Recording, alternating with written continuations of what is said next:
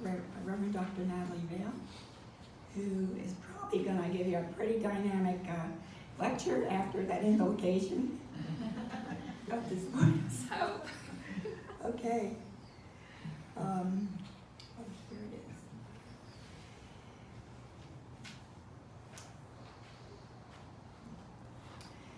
Reverend Dr. Natalie Vail is a double board certified licensed acupuncturist, ordained spiritualist minister, herbalist, certified psychic medium, Reiki master, Feng Shui consultant, and Feng Shui consultant. She is also initiate, shamanic priestess, 30 years of an experienced healer. Reverend Dr. Natalie has a private practice in Bakersfield in San Diego. She works remotely with clients and worldwide. Her personal mission is to share wisdom and hold sacred space for people to heal their deepest wounds through compassion and courage. Let us welcome Reverend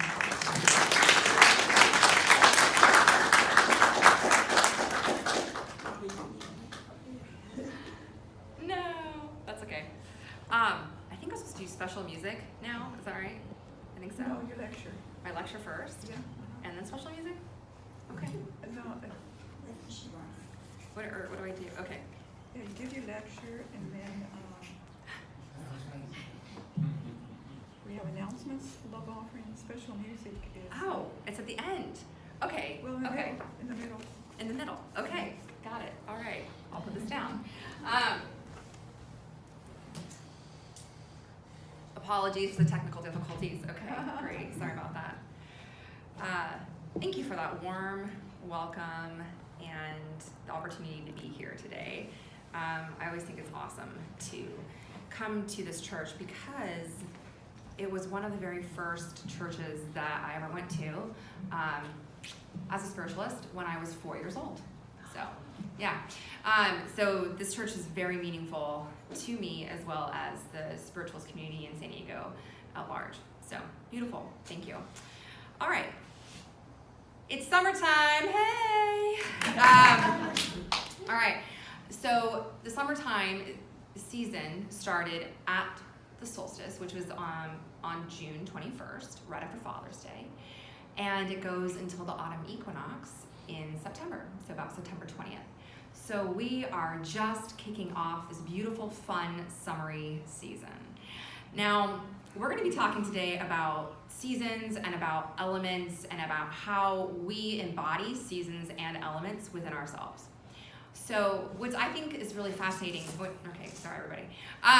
It's fine. Who needs extra sparkle, right? Okay. So our body is actually a portal of the divine, which is a really amazing thing. We are these absolutely gorgeous machines, these humans having this very spiritual experience, and the spark of the divine, that fiery essence, dwells within each and every one of us. Isn't that amazing? Mm-hmm. So there are 5 elements that we talk about in Chinese theory, or 5 phases is another way of interpreting that. And these 5 phases start with water, then they move to wood, they go to fire, earth, metal, and then back to water. And the way that these elements work with each other is synergistic. They all live off of each other. They are independent of each other, but also need each other to exist. And at each seasonal change, we will notice something different about ourselves. So I always like to say, in the summertime, would you ever go around wearing what you would wear in the winter if it was upstate New York and 30 below? Definitely not.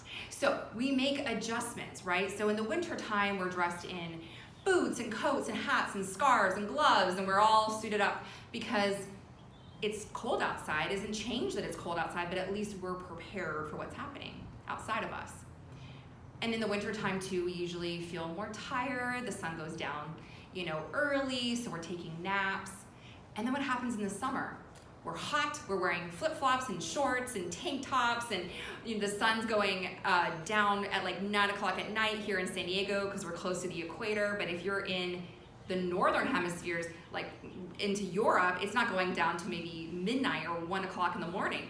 So people are out late, they're celebrating, they're having a good time. Summer is when we get inspired to host, entertain people. We do events and barbecues, we go to the beach, the parks, we go camping, we do all of these fun social outdoor activities.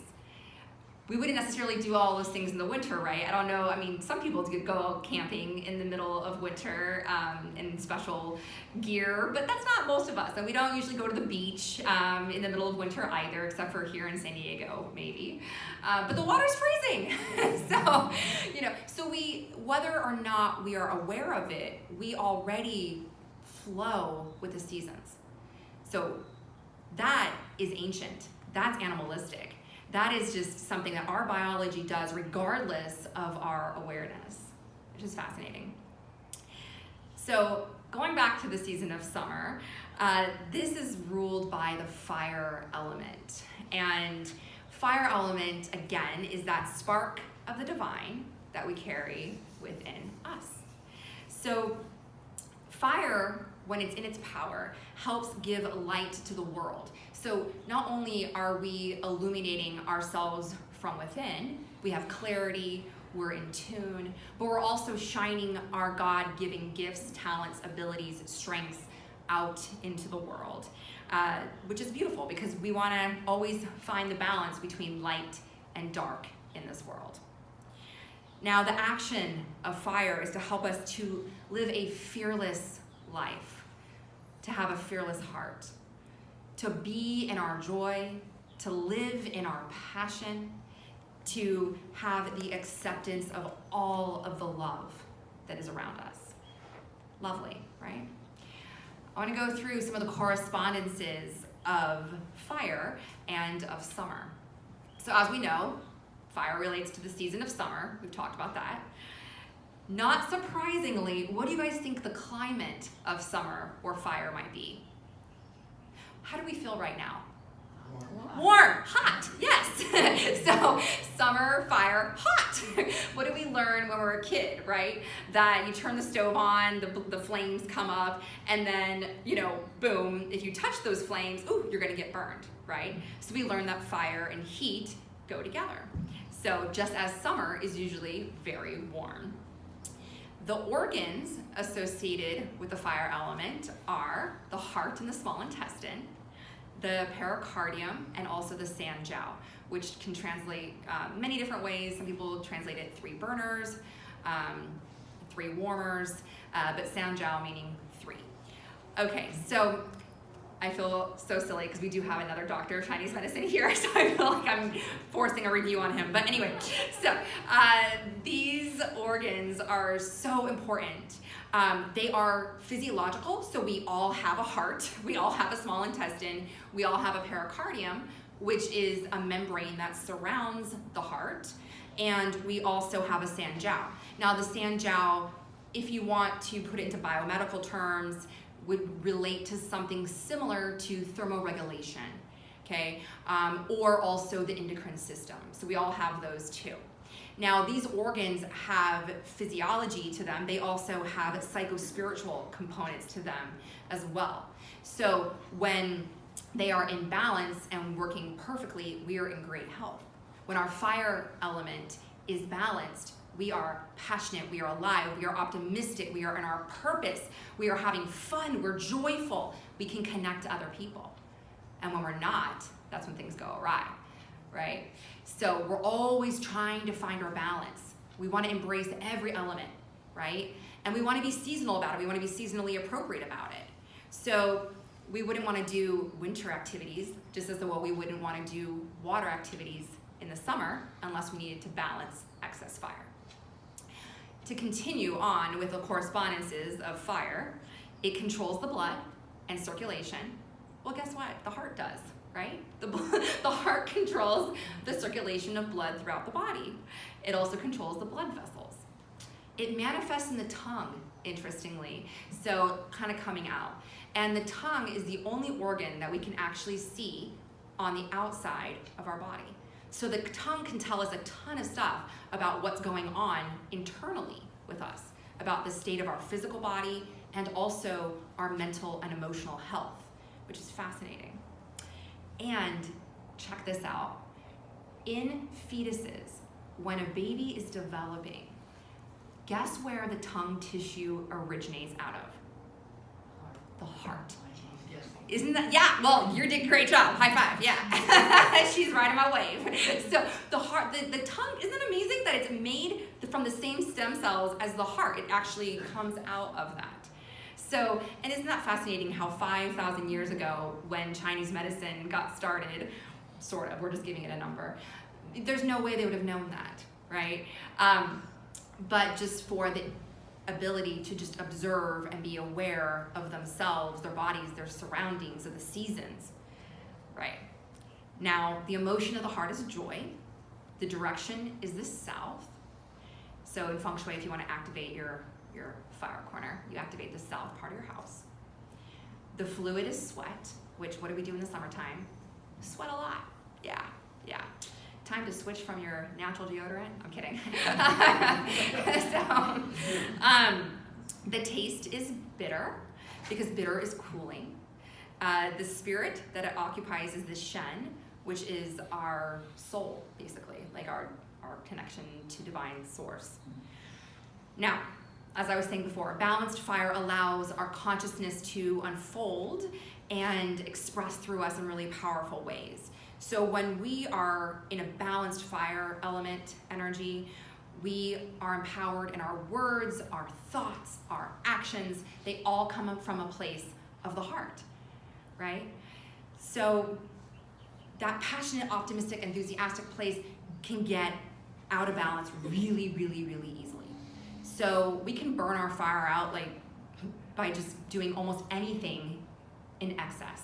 So if we overgive, overdo, overwork, drink too much caffeine, eat too much spicy food, stay up super late, don't get enough sleep, we're gonna burn ourselves out.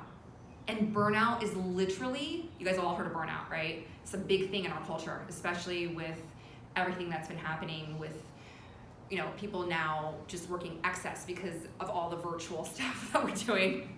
There's never an off button. Burnout is actually your fire element depleted. You've just depleted your fire. So the symptoms of an imbalanced fire element can look like several different things because remember, we're working with 4 different organs. We're working again with the heart, the pericardium, the sanjiao, the small intestine. So that's a lot of different systems going on here. So some of these out of balance symptoms you might see are either excess of perspiration or a lack of perspiration. So someone who is just sweating all the time. And that could be because sweat is the fluid of the heart and of the fire element. It could be that they're just leaking out their fluids. You can see rashes and hives or different skin eruptions come up from too much fire, too much heat. Like a lot of young kids get acne. Teenagers are pretty spicy, right? We know this. They also like to eat a lot of sugar. They like to stay up late. They like to be on their video games. You know, they like to do all of these things in excess, and that can create a little bit too much heat in their body and then erupt on their face. Because heat, the direction of heat goes upward.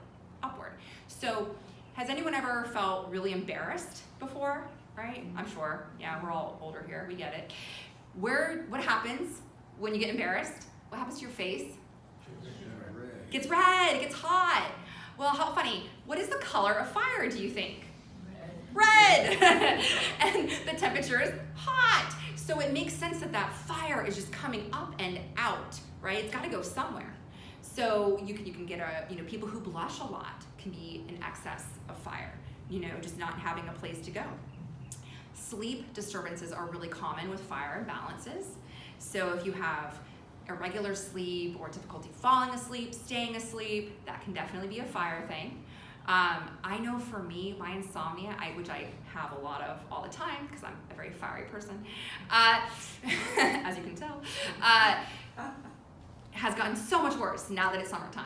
Like, because it's warmer outside, there's more activity later into the day, my heart's just going, it's more activated right now. So it's very normal for people to have, if they have insomnia, for it to be worse in the summer.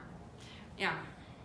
So other things that you can see with an imbalanced heart or imbalanced fire element are palpitations, irregular heartbeat, restlessness, agitation. You can also see a vacillation between mania and depression, because this is the emotional side of the heart. Now, this is also physical heart problems too. So people who have angina or are prone to heart attacks, that's a thing. As so are people who have congenital heart issues. They're going to be born with more of a fire deficiency. Or people who have genetics that lead them to have a propensity towards any kind of heart issues, cardiovascular issues, COPD, that's also a fire issue. So yes, you have a physical problem going on, absolutely, but there's also this elemental, mental, emotional side, spiritual side to it that we don't want to ignore. Inappropriate laughter can also be a sign of fire. When people are really nervous and then they're like, and you're like, whoa, what's going on with them? It's because their fire doesn't have anywhere to go. They're super nervous and it just wants to come up and out. We can also see a lot of anxiety. That's a huge one with fire. And the anxiety can be a deficiency because there's not enough blood, the circulation's not happening, or it can also be that there's just too much heat going on too. We often see people who are deficient in their fire, lacking in poor boundaries, or so having poor boundaries. So they can, overgive, overdo, want to just be there forever. Like we call them the bleeding hearts, right? That would be a deficiency of fire too. And something that I'm really seeing a lot of is a lack of purpose. So, because fire gives us that drive, optimism, passion, clarity, the desire to connect. And when our fire is low, we just don't feel purposeful. We kind of feel aimless, we feel goalless, we don't know why we're here, we're not connected to that spark of the divine. The spark never goes out in your heart, never. It just might get really, really, really, really low. So when the spark goes out, you're actually gone. That's the separation of yin and yang, you're on to the other worlds. But that fire can get really low. So, let's talk a little bit more about the organs specifically, and then we're going to talk about how can we embrace our fire element to have a happy and healthy summer, and how to live in harmony with that. So I just want to go over a little bit again about the organs. So like I said, we have heart, pericardium, small intestine, and the sangel. So like we talked about earlier, in biomedicine or Western medicine, the heart circulates the blood. And in traditional Chinese medicine, it also has this deeper emotional and spiritual connection to the other realms. We say that the heart is the emperor. So the Chinese philosopher Confucius assigned all of the organs a special role because he liked to put order and structure into everything.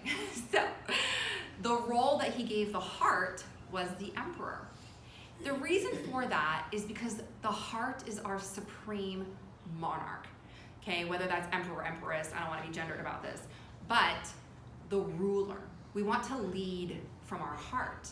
When we can balance the mental and emotional issues of life, then we're in flow with our greater spark, our greater purpose. So the emperor is here to keep us in a place of peace, feeling harmonized. We listen to the intelligence and the wisdom of the heart, right? People always say, well, you're trying to make a decision. What do they tell you? Follow your heart. Follow your heart. Exactly. Because that is our greatest roadmap. That is our greatest guide. It lives within us. That great divine monarch, that spark of God that we have within us is there. And it wants to guide us, direct us, show us how to make best use of our greatest potential in this world. The pericardium is fascinating. It's this little sac that goes around the heart. Now, it's interesting because there's so much metaphor in the pericardium, which I love. As you can see, I love the pericardium. We call it the heart protector. And so the pericardium's job is to be the bouncer for the heart. So it's the one that allows experiences to either come in or to block things from coming in, right? So when our pericardium is overly open, this is what we were talking about before with somebody who maybe overgives, doesn't have boundaries, they exhaust themselves just giving, or they allow themselves to be drained or taken advantage of by other people. On the other side of it, when the pericardium is hardened, right? That song, Harden My Heart, right? So when the pericardium hardens, it's this really mean bouncer that doesn't let anybody in. And the reason for that is because we've been hurt before. Every single person will get hurt. Pain is inevitable, right? So it's part of the human experience. Now, when we've had repetitive trauma and painful experiences, our heart protector goes on overdrive because it does not want to get hurt again. And its entire job is to make sure that we don't experience the same suffering and traumas that we've had before. And so what it does is it tries to protect that precious spark of our divine from being attacked or stolen or taken advantage of. And it can make our heart feel closed because these past painful experiences and the fears of getting hurt again don't allow us to take risks or to take the opportunities that are being given to us or to engage in things that maybe we might think are fun or interesting because we might get hurt. So when the heart protector is in balance, then we're able to kind of figure out, is this relationship good for me? Maybe it is, maybe it isn't. Okay, well, I'm gonna take a little bit of a risk. Maybe I'll, trust is earned, right? So I'll engage in this, I'll see how I feel. And then if this is not going well for me, I gotta do what I need to do to protect myself. But I'm not just gonna say no to everything. Because if I say no to everything and I don't let anybody in, I'm gonna be very isolated, very lonely, and really unhappy. Yeah. So, gotta watch your heart protector, you guys, your pericardium. The small intestine is a bowel that is the yang version of the heart. So it's the heart's husband, we want to call it. So in Western medicine, the small intestine creates waste. So basically, we say that its job is to separate out the clear from the turbid. So isn't that great? So separating out the clear from the turbid is basically what is pure and what is impure for us. So what nutrients do I need to extract out of my food, and also metaphorically the nutrients or the lessons out of my life? And what can I just let go? Because a lot of us walk around holding on to stuff that we really just need to purge and release and let go of, but we're still hurt, right? Our heart is still hurt and we don't want to get hurt again. We don't want to forget that we were hurt because God forbid it happens to us again. So we hold on. And so the small intestine, when it's out of balance, it's going to hold on to a lot of stuff, right? So we have to give it that permission to release, to know that our heart does know what's best, that we can discern, we can separate out the good from the bad, the clear from the turbid, the pure from the impure, that we can trust our heart to know what is right and what is best for us moving forward. Yeah. And also to extract the lessons from what happened. Because once we have the lessons, once we make meaning of what happened to us, then our heart can heal and our small intestine can let go. And we can just move on and we can go expand ourselves in other more beautiful ways. And lastly, the Sanjiao or the triple burner. Again, it is function without form. So it does something without having a physical piece within the body. And like I said, it does have a connection to thermoregulation. So when our Sanjiao is imbalanced, this is where you're gonna get a lot of heat issues or cold issues. You know those people who are just like freezing even in like 90-degree weather? Those people have a little bit of a Sanjiao issue. Or the people that are always hot no matter what. Like you could have them, you know, in an ice igloo somewhere and they would still be asking for a fan. So this could definitely be a Sanjiao thing. So, you know, mental, spiritual, physical, it's about being also able to regulate our emotions as well. So can we regulate our emotions? Can I have an appropriate reaction to something that's happened? Do I get overly agitated, overly angry, outbursts of anger, or am I not feeling anything? Am I totally detached, desensitized, cut off, avoiding, denial, all of that? So we've got to find a balance. We got to feel our feelings, right? We got to move through them, but not allow them to take control over our bodies and our lives. Good. All right. Moving into how do we keep happy and healthy, you know, during the summer? Now that you know all the things that could go wrong, how do we actually do it right? So, you know, again, summertime is really about playfulness and relaxation and distressing and enjoying ourselves and connecting with people and having fun, really, and enjoying the abundance of blessings in our life, like that song, Showers of Blessings. So here are 6 ways to keep happy and healthy this summertime season.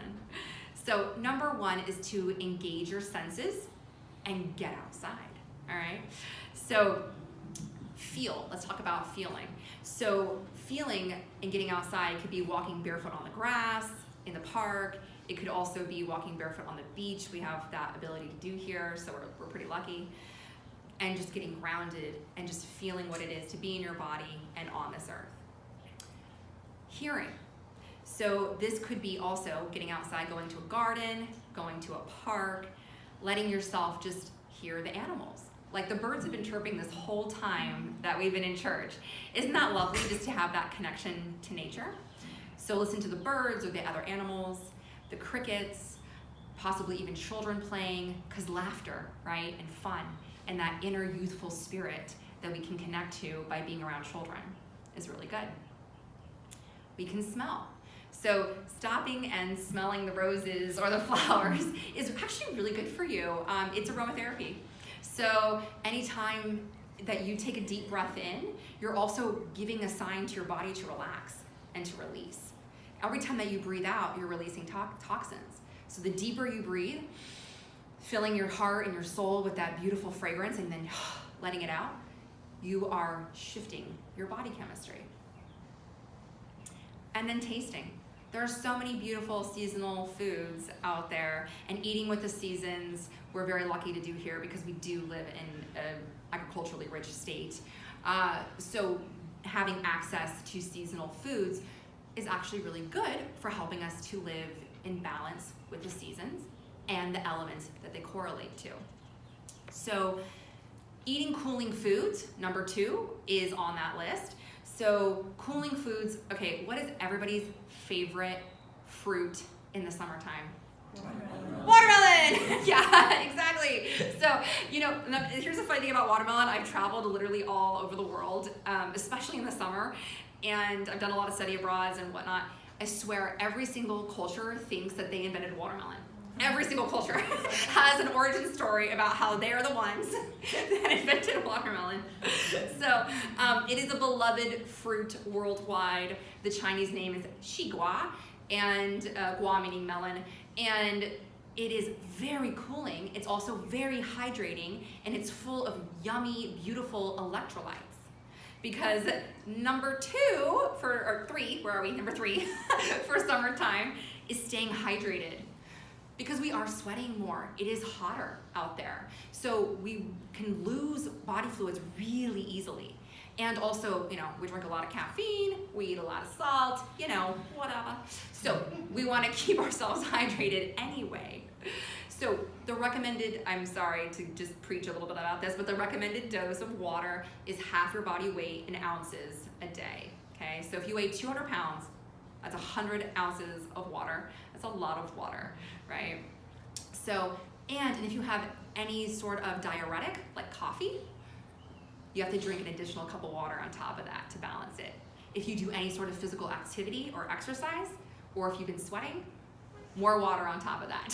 So water is huge because it's literally the water and fire and how they work together. Because like I was telling you before, we have those 5 elements, right? And it's kind of like the checks and balances system. Everybody needs each other, but they also keep each other in check, right? So water and fire are opposites. And so if you need to cool yourself down, the first thing that you can do is drink water to balance out your fire element.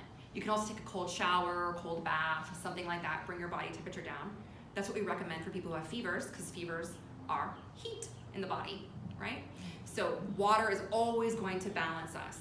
If you're feeling agitated or irritable or not yourself, we always recommend go to the beach, right?